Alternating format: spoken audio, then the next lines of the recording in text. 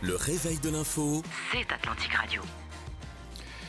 Il est 8h et presque 20 minutes, les décodeurs jusqu'à 9h30 et j'accueille dans ce studio Ismaël Bargache, cofondateur de Waffer. Bonjour, cher Ismaël. Bonjour. Alors d'abord, on va souhaiter un prompt rétablissement, comme on dit. C'est la formule de politesse à Hicham Hamadi, qui est souffrant et qui m'a appelé tout à l'heure très tôt. Il s'est levé très tôt, il n'a pas dormi en tout cas, pour me dire qu'il était souffrant. Donc, et on le retrouvera avec plaisir la semaine prochaine, sans problème.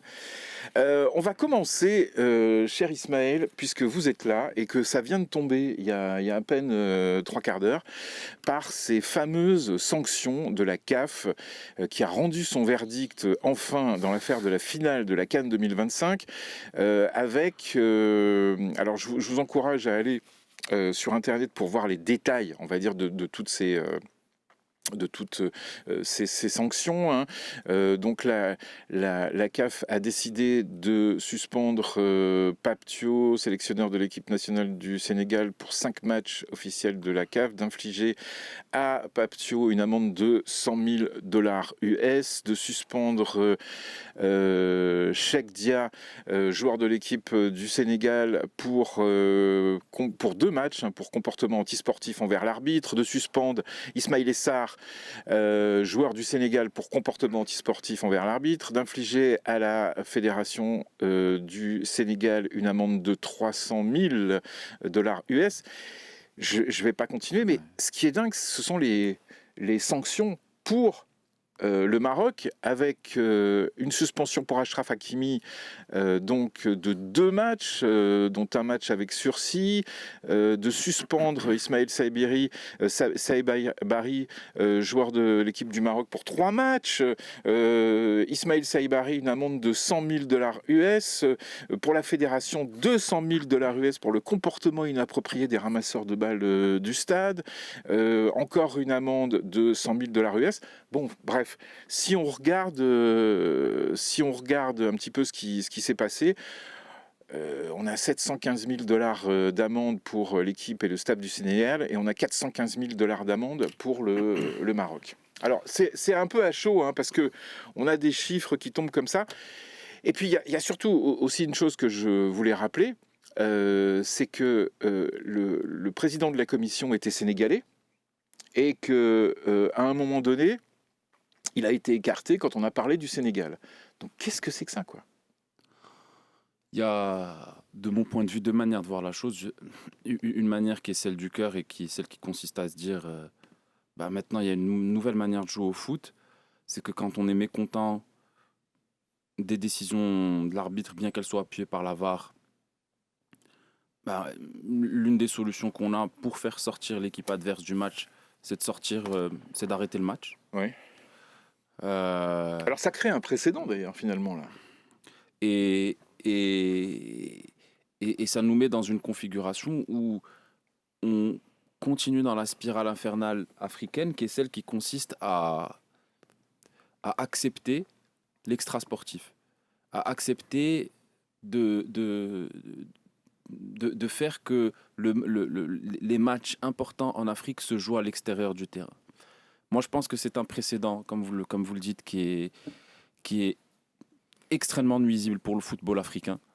C'est à l'instar de ce qu'on disait jeudi dernier quand j'étais sur ce même plateau, une manière tout à fait africaine de faire du football. Je pense que ça ne va pas dans la direction de l'Afrique, ça ne va absolument pas dans la trajectoire que le Maroc est en train de prendre. Je disais la semaine dernière qu'on doit continuer sur notre route. C'est ce que je pense encore plus cette semaine. Donc ça c'est quand le cœur s'exprime. Quand la cervelle s'exprime, je pense que ce qu'il faut regarder, la principale chose qu'il faut pouvoir débriefer, c'est celle qui consiste à dire maintenant, il y a eu des choses qui ont été faites, comment on fait mieux la prochaine fois. Ce qu'il faut regarder dans cette histoire, et j'ai débriefé d'ailleurs de la discussion qu'on est en train d'avoir avec une personne qui est un ami et que je considère être probablement l'un des meilleurs communicants du Maroc, qui s'appelle Omar, et que j'embrasse, et qui me disait une chose, on a un déficit en communication pour ce qui concerne la démarche médiatique organisée qui a été enclenchée par notre voisin malveillant. Je pense que la véritable conclusion de cette histoire, c'est qu'il faut savoir rentrer de plein pied dans la guerre hybride qui nous est faite, la guerre communicationnelle qui nous est faite, qui continue après cette finale. Puisque ce qui s'est passé, c'est qu'on a entendu pendant plusieurs jours de nombreuses personnes monter au créneau pour dire le Maroc tient la CAF et fait ce qu'il veut de la CAF. Aujourd'hui, ce qu'il faut retenir de tout ça, c'est qu'on est en train de nous faire la guerre, de manière hybride certes, mais la guerre. Alors on l'a dit dans les décodeurs la semaine dernière avec Mohamed Douyeb notamment, je pense qu'il faut arrêter de considérer ça comme quelque chose de... Acceptable. Oui, c'est ça. C'est-à-dire qu'en fait, on se rend compte qu'il y a beaucoup de gens qui nous agressent en utilisant les armes tout à fait modernes, c'est-à-dire les réseaux sociaux. Les services de renseignement, vous direz des psy-ops. Voilà, C'est-à-dire que concrètement, pendant des jours, on a donné du réservoir pour que dès qu'il y ait une décision arbitrale en faveur du Maroc, on puisse dire « Ah, mais regardez, on vous avait prévenu ». Et en fait, on a trop laissé faire, on a été trop laxiste quant à ce sujet-là. Ismaël, et d'ailleurs, il y a dans ce studio aussi Karim Droné, avec sa casquette de journaliste football. Et je trouve ça incroyable qu'on continue même dans la commission de discipline de la CAF, on continue à faire du grand n'importe quoi. En tout cas, quelque chose qui nous permet ensuite de le commenter. C'est-à-dire que Ousmane Khan, qui était le président de cette commission de discipline, il est sénégalais. Et d'ailleurs, ce qui est absolument incroyable, c'est que il est momentanément sorti pendant que les autres membres de la commission parlaient du Sénégal. Mais qu'est-ce que c'est que ça ? Ben oui, c'est jugé parti, c'est complètement hallucinant. Et je pense qu'il est temps peut-être aussi que... Même si le gars est honnête, l'Afrique dans toute sa splendeur. S'il est honnête, ok.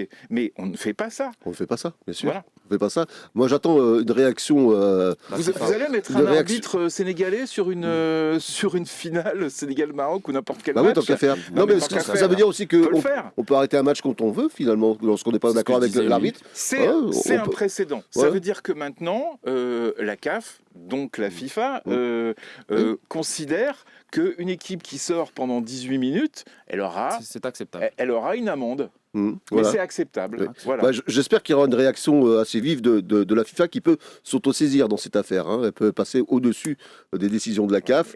Mais bon, ce serait évidemment. Je pense que ça a été long. Politique très lourde de conséquences. Ça a été long parce que la CAF a délibéré, qu'ensuite c'est passé par la FIFA avant la communication. Mais c'est consternant, quoi. Qu'est-ce qu'on peut dire de plus à part ça ? Consternant me paraît être. Assez faible. Le mot, pour une fois, c'est bien. C'est bien. Qu'est-ce qu'on doit faire ? Moi, je pense que vous avez raison, Ismaël. Je pense que c'est aussi la solution. Elle vient de la communication.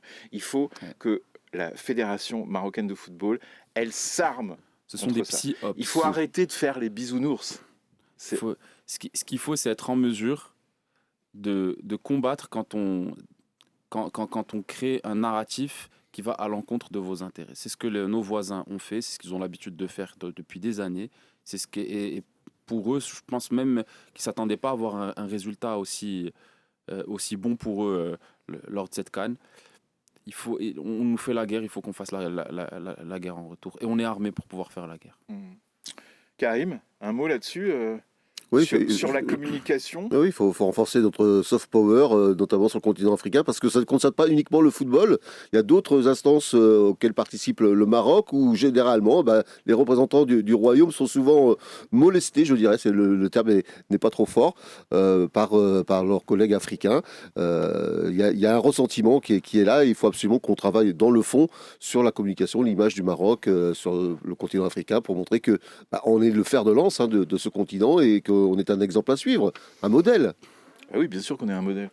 Alors, on revient dans quelques minutes, juste après le journal de Karim Droné, pour la suite des décodeurs.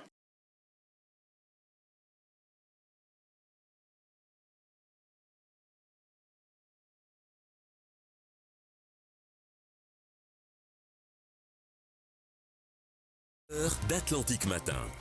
Débat, analyse, opinion. Le réveil de l'info. C'est Atlantique Radio.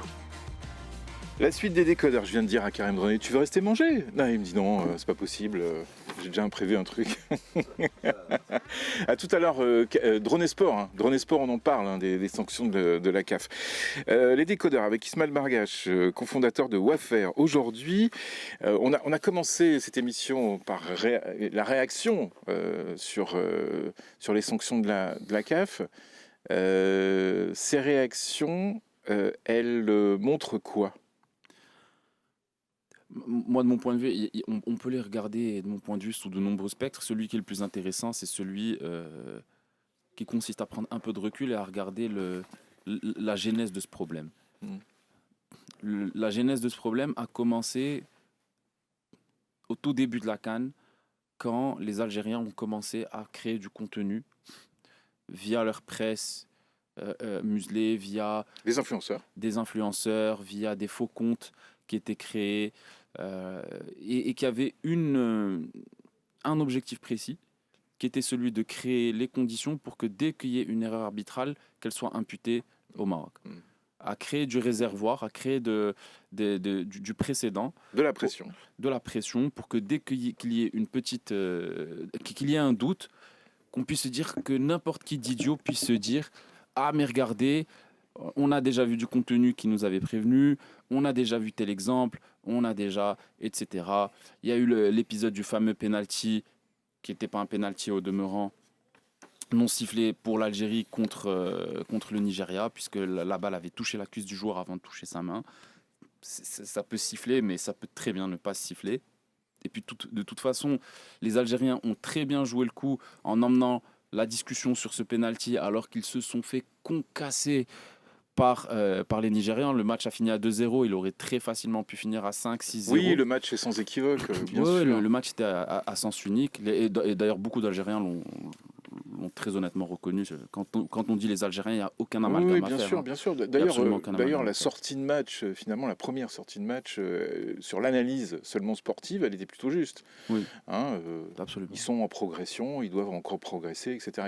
Non, après, sur le terrain, on voit mauvais gardien, pas de défense, et puis beaucoup de problèmes dans l'axe central. Tout ça pour dire que sans amalgamer tous les Algériens, il y a eu une démarche organisée de la part des services algériens pour créer ce réservoir, pour créer cette dissonance cognitive auprès du grand public africain. Alors, je pense les Algériens et peut-être d'autres aussi, on ne sait pas. Hein. Je pense que s'il y a une chose qui est à retenir, c'est que nous, Marocains, avons été trop passifs quant à cette posture qu'eux ont prise. Il y a eu un manque d'offensif de la part mais c'est là que je disais tout à l'heure, parler de la communication, c'est vrai, mais on n'est pas bon là-dedans, nous. Là, en tout cas, est-ce qu'on est bon ou pas? Je pense que c'est une vaste question. Je pense que pendant cet événement, on n'a pas été bon, en tout cas. Ça, c'est sûr qu'on n'a pas été bon. On est bon sur le soft power. On n'a pas été bon. Je sais pas si vous avez avec vu... les armes qu'on a, avec ce qu'on met en avant, le tourisme, le foot, etc. On est bon avec ça. Je sais pas mais si quand il s'agit de faire mal, on n'est pas... Je ne sais pas si vous avez vu, mais pendant qu'il y a eu cette polémique, ce qu'on a fait, et c'est quelque chose qui parle au rationnel des gens, mais c'est qu'on a sorti les statistiques en disant, regardez les pays qui ont été le plus victimes de l'arbitrage. Ouais. On était numéro 2. Le problème, c'est quoi? Le problème, c'est que dans ce genre de cas de figure, parler au rationnel des gens ne fonctionne pas. Il faut parler à leur émotionnel. Il faut faire pleurer, il faut mettre une émotion. Et ça, on l'a mal fait. Mais l'émotionnel, de toute façon, il est toujours présent parce que, on l'a dit la semaine dernière dans les décodeurs, on s'est raccroché à un récit qui était un récit en béton. C'est-à-dire, on arrive avec une équipe qui n'a pas perdu depuis très longtemps, qui a eu ce parcours qu'on connaît au Qatar. On construit des super infrastructures. On se prépare mieux que n'importe quel pays africain qui s'est préparé, qui a organisé une CAF depuis longtemps. On fait ça se passe très bien, ça se passe plutôt bien, et on s'est tenu à ce récit, mais qui était un récit très émotionnel finalement, qui était basé sur l'émotion. Mais je suis pas d'accord avec vous. Tout ce que vous dites est très rationnel. On a gagné de l'argent sur cette CAN, on a construit les plus beaux stades, on a fait la compétition la mieux organisée, on a eu une démarche sportive qui nous a emmenés jusqu'en finale avec une équipe très solide. Tout ça, c'est très rationnel. C'était la réalité. C'était la réalité. Ouais. On aurait pu mettre tout ça dans un PowerPoint et le présenter avec un PowerPoint correctement fait par Par une ChatGPT. ou par McKinsey ou par BCG. C'est pas le sujet. Tout ça, maintenant, on sait le faire au Maroc. En revanche, ce qu'on n'a pas fait correctement, de mon point de vue, c'est parler au cœur, parler aux tripes de l'ensemble des Africains, pas uniquement. Parce que parler aux tripes des Marocains, c'est facile. On aime notre pays. Mais là, ce qu'il a fallu faire, c'est répondre à une propagande. Ouais. C'est faire du Edward Bernays. Ah, Edouard Bernays. Ça, c'est formidable. Est-ce qu'on peut expliquer 2 secondes qui était... Edward Bernays, c'est le neveu de Bon, Freud. en fait, c'est un publicitaire. C'est une personne qui, dans les années 20 ou 30, a écrit un livre qui s'appelle Propaganda. Alors, Edward Bernays était juif. Propaganda, ça a été le livre de chevet de Joseph Goebbels, le patron de la propagande nazie, qu'il a utilisé. Donc c'est un peu cocasse comme situation. Et Edward Bernays est celui qui, pendant des décennies, a servi certaines causes qui, pour certaines, étaient très malveillantes. Par exemple, c'est lui Les cigarettiers. qui a démocratisé la cigarette aux États-Unis chez la femme. Ouais. L'industrie du tabac était dans une situation de trop grande fragmentation. Il n'y avait pas assez de marge parce que pas assez de consommateurs et trop d'acteurs. Et donc, ce qu'il a fait, c'est qu'il avait utilisé une technique qui repose systématiquement sur 4 piliers. Le premier, c'est la présence dans la sphère publique. La seconde, c'est l'omniprésence médiatique. La troisième, c'est les figures d'autorité. Par exemple, amener des médecins qui vous disent que la cigarette, c'est très bien. La quatrième, je ne sais plus c'est laquelle. Ce sont exactement ces leviers-là qui sont utilisés aujourd'hui par le lobby LGBT, par exemple. Pour vous dire, c'est qu'il est même allé jusqu'à organiser une journée mondiale de la femme, qui est une des premières, en fait, importantes, où quand on regarde les photos, parce que les photos existent, on voit des femmes en train de fumer. Donc, alors, ça représente la liberté. C'est même pas ça, c'est plus loin que ça. Sur cette photo, il a mis un char, donc les chars qui sont dans les rues à New York, les Américains faisaient beaucoup ça dans le XXe siècle, avec une pancarte Torches of Freedom, les torches de la liberté. Et donc ces torches de la liberté, c'était pour faire écho à la statue de la liberté, qui est le symbole du libéralisme américain, en donnant une impression que la cigarette était l'outil d'émancipation de la femme. Sachant que la cigarette chez la femme, c'est des centaines de millions de morts dans les décennies qui ont suivi, avec des cancers. C'est horrible. Oui, tout à fait. Il a fait la même chose pour le bacon. Le bacon n'a jamais été un petit déjeuner. Exactement. Voilà, mais c'est vrai que Bernays, il est incroyable. Le petit déjeuner, les cornflakes. Je ne sais pas si c'était lui. Les cornflakes, c'est évidemment... enfin, c'était les techniques de Bernays, c'est-à-dire on utilise des médecins pour dire que les cornflakes, c'est super bon le matin, qu'il faut absolument les prendre, mais en plus... on relance l'activité d'agriculture sur ce type de produit, etc. Donc, de mon point de vue, son bouquin devrait être étudié dans les écoles. C'est un bouquin qui est très chiant à lire, qui est très, mais par contre, qu'est-ce qu'il est... Mais là, on est en train de parler d'influence. Oui.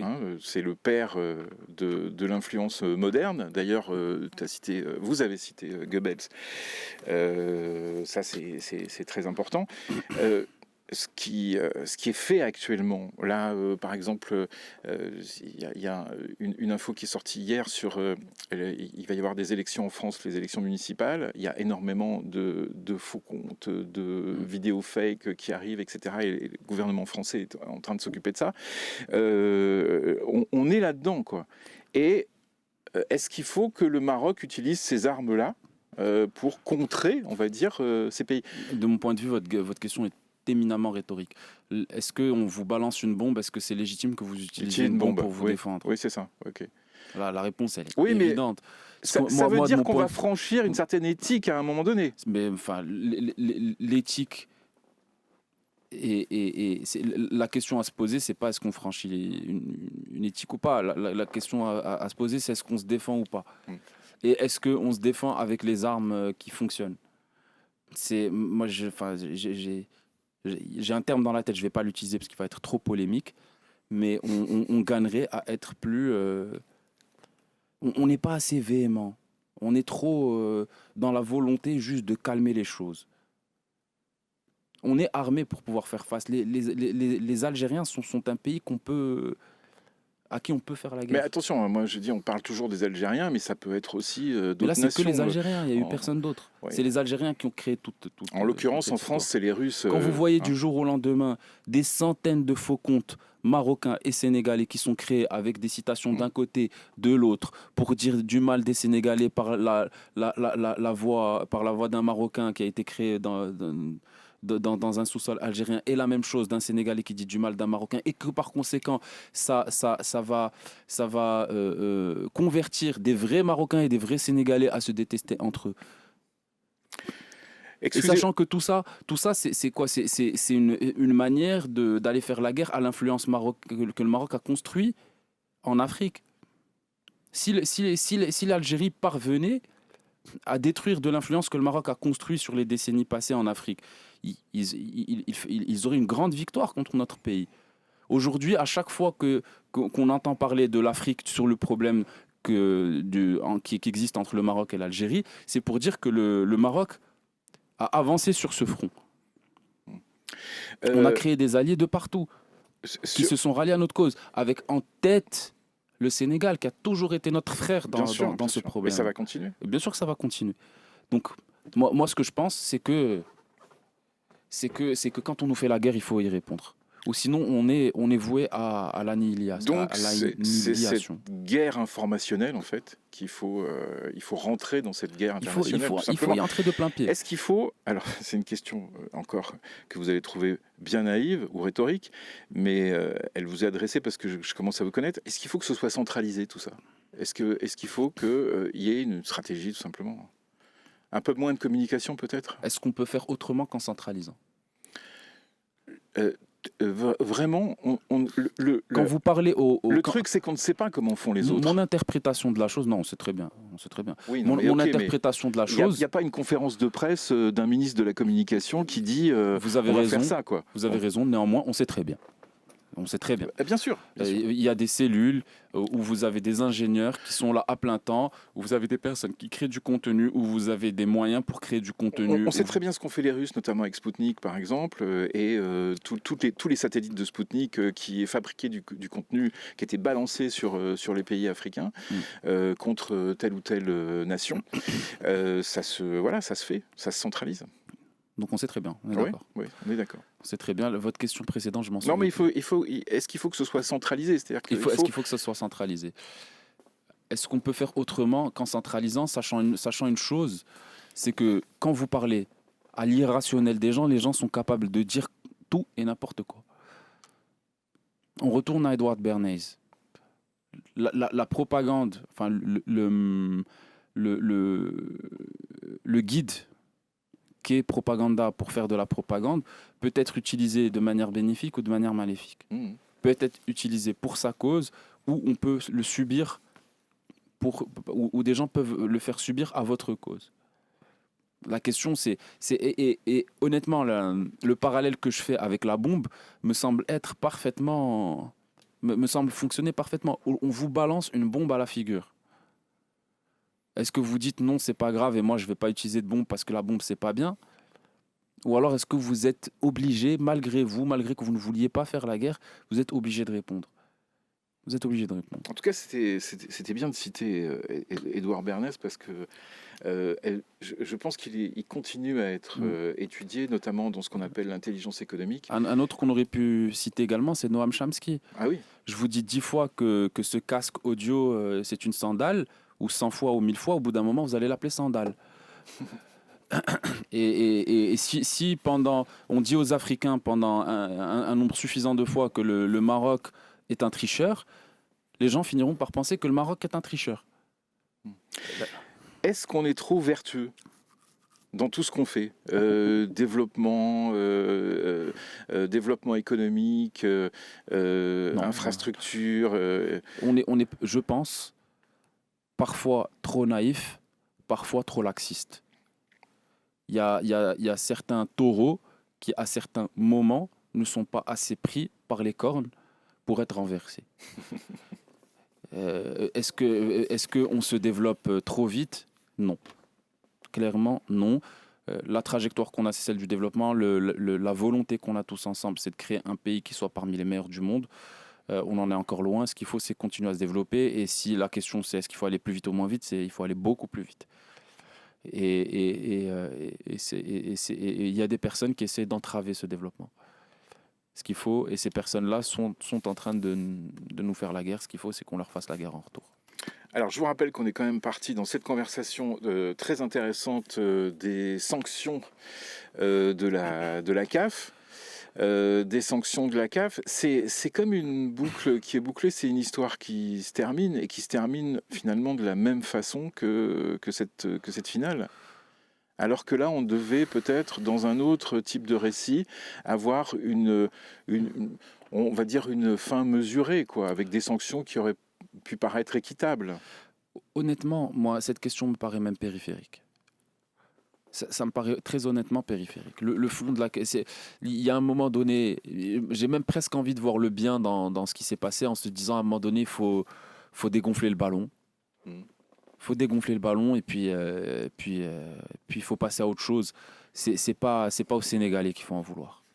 Ah bah non, on n'en veut pas du tout aux Sénégalais, évidemment. C'est pas le Sénégal, le problème, c'est vraiment les gens qui nous font la guerre. C'est vraiment les gens qui mettent des moyens importants. Là, je ne parle pas évidemment du Polisario, qui a un moyen plus symétrique de nous adresser les messages malveillants. Mais c'est réellement d'aller sur ce terrain-là de la propagande et de la communication. Même si les Sénégalais ont quand même utilisé ce terrain-là, ils ont été victimes. Juste avant pour manipuler, y compris les supporters. Alors ça, c'est pas les Sénégalais, c'est pas Ptiao. Est-ce que le fait qu'il ait un adjoint algérien ait joué ou pas? Ça y est. Pourquoi pas, oui, pourquoi pas. Bon. En tout cas, est-ce que c'est le cas ou pas? J'en sais rien. Comme ça, parce que je pense est-ce que c'est le cas ou pas? Je n'en sais rien, mais en tout cas, le souligner, c'est le minimum. Je pense que quand même, le sujet qu'on vient d'aborder, il dépasse même notre pays, puisque il a quand même été reçu dans des conditions 5 étoiles, tout du long. La veille, il commence à nous faire Calimero. À coup de communiqué de presse. Surtout, il le dit à coup de communiqué de presse et qui ont été extrêmement partagés. Donc je dis que pour ça, là, on peut revenir sur Bernès, mais c'est même plus dans quelle mesure la main d'Alger était dans cette démarche? On ne le saura jamais. On le saura jamais. On revient tout à l'heure. On devait parler de l'offshoring aujourd'hui avec un nouveau modèle pour rester dans la course. On y reviendra, bien évidemment. On y reviendra, mais on avait un sujet qui était tellement important. Et puis, on va parler des réseaux sociaux tout à l'heure. Et vous savez, on va avoir un témoignage intéressant parce qu'on a 2 stagiaires, Ismaël, cette semaine dans l'émission, Kenza et Yaya, qui ont 16 ans. Et je voulais qu'on parle de l'interdiction potentielle des réseaux sociaux avant 16 ans, parce qu'il n'y a pas que la France, il n'y a pas que l'Australie, il y a plein de pays qui étudient tout ça, et on les fera venir au micro pour qu'ils nous parlent de leur expérience à eux. D'accord ? On se retrouve juste après les infos. 9h09, la suite des décodeurs dans la matinale d'Atlantique. Ismaël Bargache est toujours là. Ça va, Ismaël ? Bon, on va parler d'autre chose maintenant. C'est vrai qu'on a parlé abondamment de ces sanctions de la CAF. Là, on va parler d'un autre thème. Après l'Australie qui a franchi un cap inédit en interdisant l'accès aux réseaux sociaux aux moins de 16 ans, la question fait désormais débat un peu partout. Dans les pays européens comme la France, l'Espagne, la Grèce, en Égypte aussi, aux États-Unis ou encore en Asie, de plus en plus de gouvernements envisagent de restreindre, voire d'interdire l'accès des mineurs à des plateformes comme TikTok, Instagram, Facebook ou Snapchat. En cause, la montée des cas de cyberharcèlement, l'impact des réseaux sur la santé mentale des adolescents, anxiété, dépression, troubles de l'image de soi, l'addiction aux écrans, l'exposition à des contenus violents ou sexualisés et la difficulté croissante pour les États de protéger les plus jeunes face à des algorithmes conçus pour capter l'attention. Bon, protéger les enfants ou restreindre les libertés numériques, le débat est désormais posé dans plein de pays. Avant d'accueillir nos stagiaires de la semaine qui vont nous donner leur point de vue, Ismaël, c'est un bon sujet, ça. C'est un bon sujet de réflexion, en fait. Hein. Et on voit que c'est un sujet un peu transculture, puisque ça concerne plein de pays et on va dans plein de cultures différentes. On est en Europe, en Asie, ici sur le continent. Donc voilà. Quelle est votre question? Mais j'ai pas de question en fait. Je voulais juste savoir pourquoi c'était un bon sujet. C'est un bon sujet. Alors, pourquoi c'est un bon sujet? Je vais vous lire un petit texte Oui. qui est la retranscription d'une prise de parole de Sean Parker. Sean Parker, c'est le fondateur de Napster, qui avait révolutionné la musique, et qui par la suite est devenu cofondateur de Facebook. Donc je cite: « Nous avons exploité une vulnérabilité de la psychologie humaine. Les créateurs de ces plateformes, moi, Mark Zuckerberg, Kevin Systrom et les autres, nous étions conscients. L'idée était comment capter le maximum de temps et d'attention de l'utilisateur. Chaque like, chaque commentaire, chaque notification te donne une petite dose de dopamine. Et cela te pousse à publier encore, à revenir encore, à vérifier encore. C'est une boucle de validation sociale exactement comme dans les machines à sous. À long terme, cela change la manière dont les gens interagissent avec eux et même leur rapport avec la société. » Voilà, donc les réseaux sociaux, c'est de la drogue. Si on peut résumer comme ça. C'est une excellente manière de résumer ce que je fais. Exactement. On va accueillir Kenza et Yaya, nos deux stagiaires. Bonjour. Parlez bien dans le micro parce qu'on vous a mis sur un seul micro, comme ça on vous voit sur la caméra. C'est parfait. Bonjour. Bonjour Franck. Ah, très bien, c'est bien. Enfin, vous parlez. Hein, enfin, vous parlez. Vous êtes en coulisses depuis le début de la semaine. Vous êtes en quelle classe? On est en première année bac. Oui. À quelle école, Kenza? Philosophe International School. Ok, d'accord. Et vous avez quel âge? 16 ans. 16 ans. 16 ans, ok. Ismaël, vous pouvez être journaliste et poser des questions à nos stagiaires. Avec plaisir. C'est un sujet qui vous... Est-ce que c'est un sujet qui vous intéresse ça, vous regardez un peu l'actualité internationale. Je suppose que vous êtes sensibilisé à ce sujet. Est-ce que ça vous intéresse? Alors oui, bien sûr que c'est un sujet qui nous intéresse puisqu'on est les premiers concernés. Ouais. Et en tant qu'adolescent et en tant que jeune, on a forcément développé une certaine dépendance à ce sujet et les réseaux sociaux de manière générale. Hier, je discutais avec vous. Vous êtes sur les réseaux sociaux depuis combien de temps, Kenza? Alors moi, personnellement, ça fait environ 6 ans. 6 ans que je suis présente sur le réseau. C'est-à-dire depuis que tu as 10 ans. Depuis que Oui. tu as 10 ans. Et comment ça s'est passé au début? Pourquoi tu es arrivé sur les réseaux à 10 ans? Comment ça s'est passé? Alors, j'étais en classe en primaire Ouais. et mes amis parlaient d'une vidéo qu'ils avaient vue sur TikTok. Donc, c'était l'apparition de TikTok à cette époque-là. Et moi, j'étais confuse. Mais de quoi ils parlent? TikTok, c'est quoi TikTok? Mais tu avais un téléphone? Alors non, j'avais pas de téléphone. Ouais. J'utilisais le téléphone de ma grande sœur. Après, j'ai eu un téléphone un peu plus tard. Du coup, j'ai installé TikTok. Et j'ai commencé moi aussi à publier des playbacks, des vidéos drôles, des vidéos très enfantines avec Ouais. mes amis. D'accord, ok. Yaya? Du coup, pour rebondir sur ce que Kenza vient de dire, je pense que la plupart des jeunes qui ont justement commencé à utiliser les réseaux sociaux depuis un bien jeune âge, c'est surtout par effet de groupe. C'est-à-dire que tout le monde s'apprête à aller sur un réseau collectivement et par la suite, tout le monde devient à l'aise. C'est-à-dire que moi aussi, j'ai commencé à utiliser les réseaux à 9 ans, 10 ans presque. Ça a commencé par TikTok, puis Instagram. Donc oui, je dirais plutôt que c'est un effet de groupe qui fait qu'on a commencé à utiliser ces réseaux sociaux. Rappelle-moi ton prénom. Yahya. Yahya. Ce que dit Yahya est très important, en même temps, je pense très juste. L'ensemble de ces entreprises vous diront qu'elles sont des entreprises drivées par le network effect. C'est-à-dire que ça fonctionne parce qu'on a atteint une taille critique et quand on atteint cette taille critique, ça fonctionne plus on progresse, plus ça progresse facilement. Plus elles sont grandes, plus c'est difficile pour ceux qui sont à l'extérieur de cet effet de réseau de rester à l'extérieur de cet effet de réseau. Alors j'ai bien conscience de faire exactement ce que je reprochais tout à l'heure, Oui. c'est-à-dire à parler au rationnel des gens, Ouais. mais pour moi le sujet est éminemment rationnel. On est dans une configuration où plus ça grossit, plus vous êtes marginal si vous n'êtes pas dedans, et deux, quand vous êtes dedans, ça crée exactement les mêmes effets qu'une drogue, puisque l'objectif auquel ils arrivent très bien, qui est mesuré de manière extrêmement précise et les algorithmes de ces réseaux sociaux sont construits là-dessus.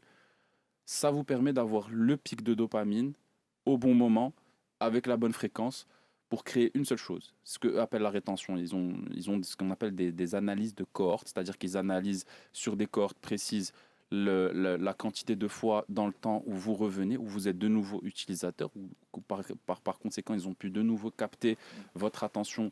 Et votre attention, c'est le moment, enfin, c'est ce que les entreprises cherchent pour displayer de la publicité. C'est comme ça qu'ils font de l'argent. Et ben, eux, pour faire de l'argent, vont capter votre attention. Pour capter votre attention, ils vont vous mettre des pics de dopamine. Ces pics de dopamine, s'ils sont faits de manière non naturelle, ne sont pas... Enfin, je ne suis pas médecin, donc je vais m'abstenir de dire qu'est-ce qu'ils ne sont pas. Oui. Mais je pense pouvoir dire que ce n'est pas... c'est pas quelque chose de simple pour combien d'heures vous passez sur les réseaux sociaux tous les jours, à peu près, en moyenne?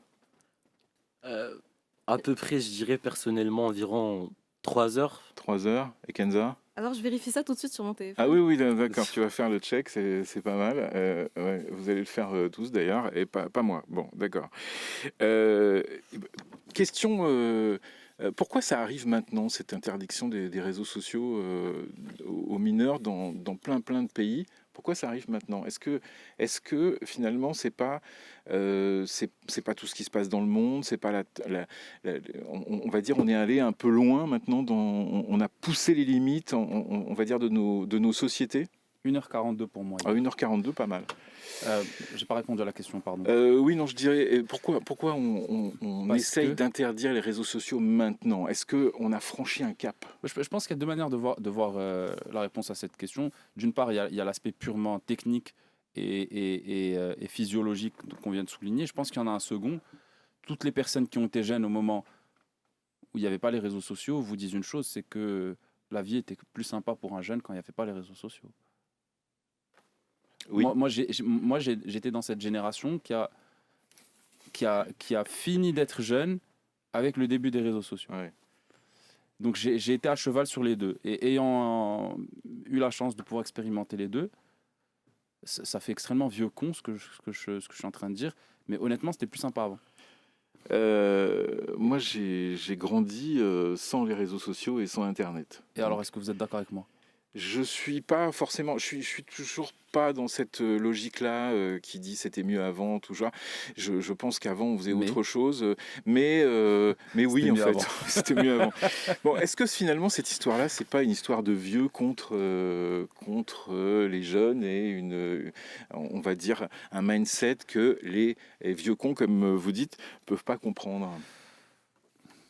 Est-ce que avoir une démarche qui est sincèrement bienveillante pour les générations d'après, c'est pas une mauvaise chose? Oui, c'est pas une mauvaise chose, effectivement. Kenza, combien d'heures sur... Alors ça va, je bats de record un peu, environ 7 heures. 7 heures. Oui, Ah oui. 7 heures, je suis ça va pas. très Dans la journée au d'hier téléphone. Alors, Dans la journée d'hier? La journée d'hier? Oui, c'est ça. C'est ça. C'était la journée d'hier. Tu peux faire énorme. mieux. C'est pratiquement toute la journée. Et oui, tu peux faire mieux. je peux faire mieux. Ok. Non, mais franchement, c'est pas drôle. Non, énorme, mais Non, c'est pas bon. c'est vraiment pas drôle, mais Bien pour sûr ma que c'est pas drôle. défense... Mais on va pas Qu'est-ce qu'on va faire? On va lui donner une amende. On va appeler la CAF. Non, mais au moins, on va appeler la CAF. Oui, mais Ça pour fait ma pas grand-chose. défense, c'était vraiment pour mon développement intellectuel hier. Pourquoi? Je faisais des recherches. C'est ça. Sur ouais. quoi? Ouais. Voilà, sur Ça, quoi... c'est l'excuse que tu donnes régulièrement. Non, à c'est pas tes l'excuse parents. que je donne régulièrement, Mais c'est c'est pas pour un ça que je dis mensonge. pourquoi, c'est comme Je ça. l'avoue. Je l'avoue, je faisais des recherches. J'aime beaucoup l'écologie. Et la semaine dernière, j'étais aux Olympiades de biologie avec mon école. Mhm. Et je voulais faire quelques recherches sur la rétention de Pourquoi tu n'as l'eau. pas utilisé ChatGPT plutôt qu'Instagram? Ouais. Alors, non, j'ai pas utilisé Instagram. J'ai utilisé... alors, déjà, j'ai utilisé Safari, donc Google. Puis, bien sûr, j'ai pris le temps de discuter avec ChatGPT. Mhm. Voilà, il a répondu à mes questions. On a poussé un peu notre réflexion.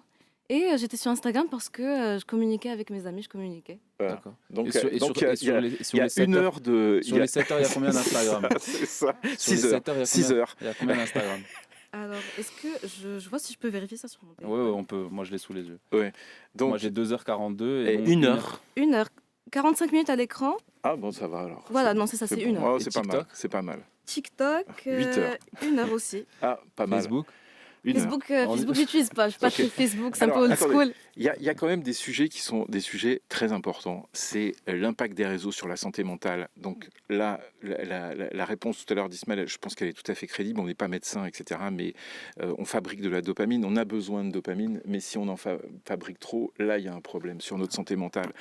Il y a un sujet qui concerne les adolescents, c'est-à-dire que l'impact sur cette santé mentale, ça peut créer des déséquilibres, des dépressions, voire même des suicides.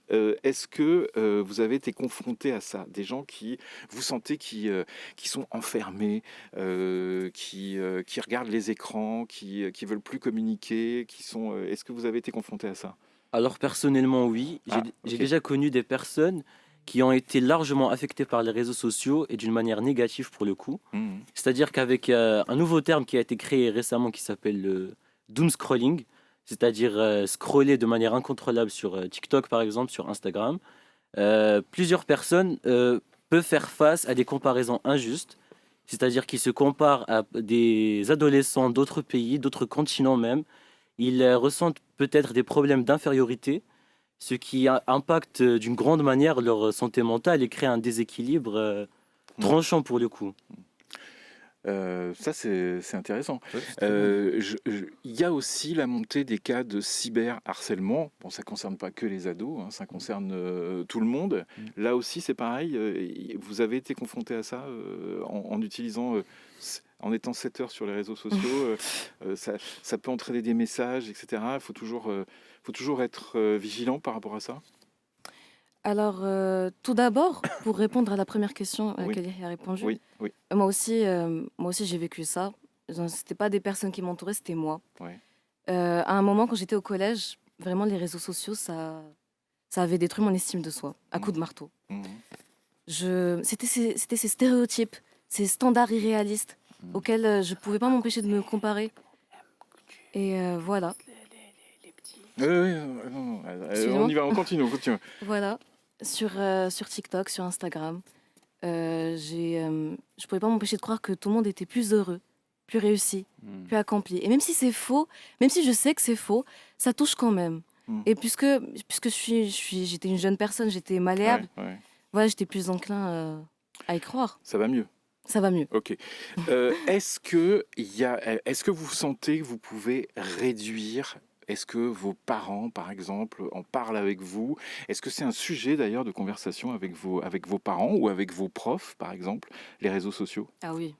Oui, largement, avec tout le monde presque. Et surtout récemment, avec la nouvelle thématique que vous avez abordée, c'est-à-dire l'interdiction des réseaux sociaux, plusieurs personnes sont en train de parler de ce sujet récemment. Même si personnellement je suis contre, j'essaie de comprendre forcément les avis contraires. Et il y a aussi le sujet de l'école qui est toujours lié en fait aux réseaux sociaux dans tous les pays où il peut y avoir une interdiction. C'est la gestion du téléphone à l'école. Comment ça se passe? Vous allez à l'école, vous avez votre téléphone, vous pouvez l'utiliser partout? Ou alors on vous prévient, attention avec le téléphone? Ça, c'est important de savoir comment ça se passe dans votre école, mais ça doit être le même cas dans les autres écoles? Non, c'est pas du tout le cas. Ça varie de chaque école. Ah bon, d'accord, ok. Oui, pour notre école, on a une interdiction des téléphones portables, des Ouais. smartphones. C'est-à-dire qu'on laisse nos téléphones chez la direction avant de rentrer en D'accord, cours. très bien. Le surveillant général. Oui, mais pour plusieurs autres écoles, il y a l'accès libre en fait. On peut prendre le téléphone comme on veut. Préférablement pas en cours, mais oui, ça dépend vraiment de chaque école, de chaque institution. Est-ce que vous êtes conscient que tout ça, ça peut créer des problèmes? Et qu'est-ce que vous pensez du fait que des gouvernements, on l'a dit, hein, ça concerne la France, l'Espagne, la Grèce, les États-Unis, plein de pays asiatiques, l'Égypte, là cette semaine qui s'est déclarée aussi favorable à ça. Qu'est-ce que vous pensez de ça, de cette interdiction à moins de 16 ans? Vous en êtes sorti de toute façon, vous continuerez à aller sur les réseaux sociaux, mais est-ce qu'il faut faire quelque chose à votre avis? Alors, j'en parlais à Yahya justement dans la régie. Juste tout à l'heure, on discutait du sujet. Et franchement, l'interdiction aux réseaux sociaux, je pense que ce n'est pas une solution. On détourne le problème. D'ailleurs, c'est ce qui est le plus facile. Alors c'est quoi la solution? La solution, moi, je dirais, il faudrait protéger les jeunes, il faudrait les éduquer, il ne faudrait pas interdire. Il faut apprendre les jeunes, il faut développer leur esprit critique, leur apprendre à se poser au moins 4 questions. D'où ça vient, pourquoi c'est publié, pourquoi on le partage, le but derrière. Voilà, de Et réfléchir.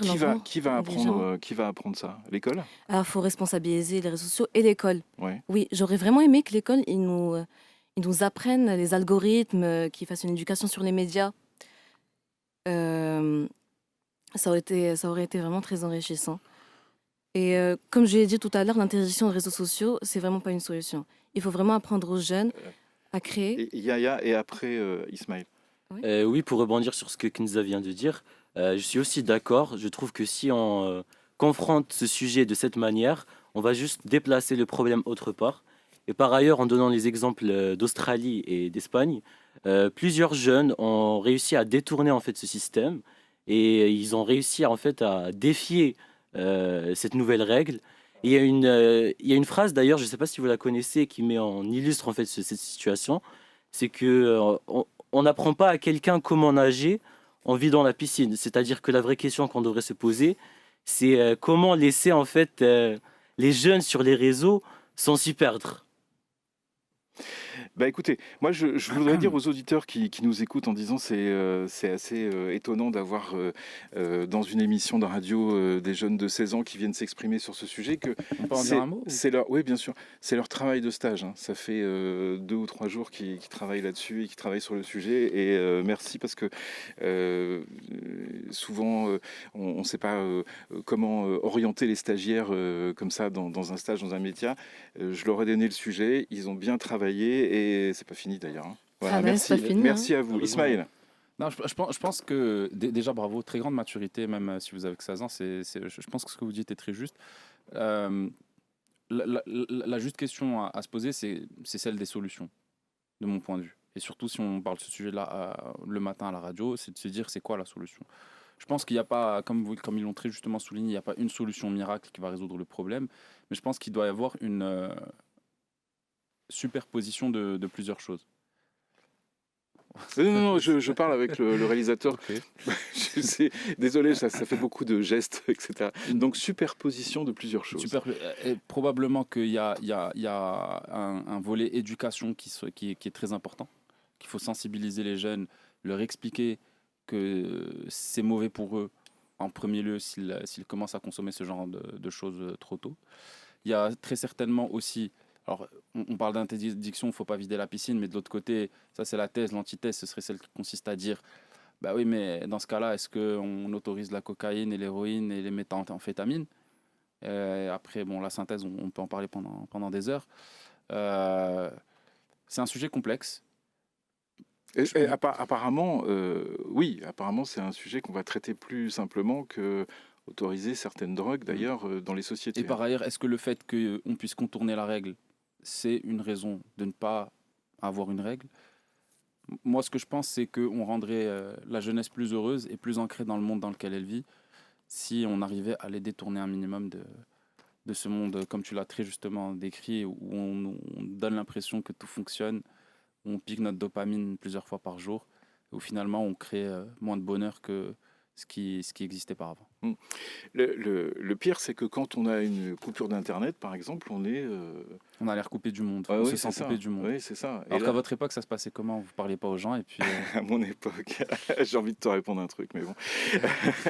Écoutez, à mon époque, qu'est-ce qu'on faisait? On écoutait de la musique, on discutait avec nos potes. on se retrouvait Et on se retrouvait en vrai, pas sur en WhatsApp. vrai, voilà. C'était plus simple. Ah ben, c'était très sympa. On discutait de choses et d'autres. Bref, c'était les années 70 et 80. Donc, c'était autre chose. Voilà, c'était autre chose. Qu'est-ce que je peux dire? On faisait de la peut radio pas- libre. On peut pas. Oui, bien sûr. Radio sûr. libre. Déjà, radio libre avec plein de sujets. Oui, effectivement. Non, c'est voilà, c'est ça. Qu'est-ce que je faisais à l'époque sans les réseaux sociaux? Je faisais de la radio libre. Donc, finalement, c'est ça. Merci à vous d'être Vous faisiez du venu. réseau social déjà Au- à l'époque. Bah, ça à n'existait l'époque, pas. à l'époque, ça n'existait pas avec un peu plus Vous de êtes le moyens quand même. contre-exemple, Franck Mathieu, de Voilà. tout ce que vous êtes en train de nous dire. Formidable. Merci Kenza, merci Yaya. Yaya d'être venu aujourd'hui pour parler de l'interdiction de ces réseaux sociaux. Merci Ismaël Barguel. Merci à vous. Merci à bientôt. vous. C'était une émission un peu exceptionnelle aujourd'hui parce qu'on avait prévu de parler d'offshoring. On l'a pas fait. Par contre, on est revenu évidemment sur les sanctions de la CAF dans la première partie. Il est 9h30. Atlantique Radio. La matinale jusqu'à 10h.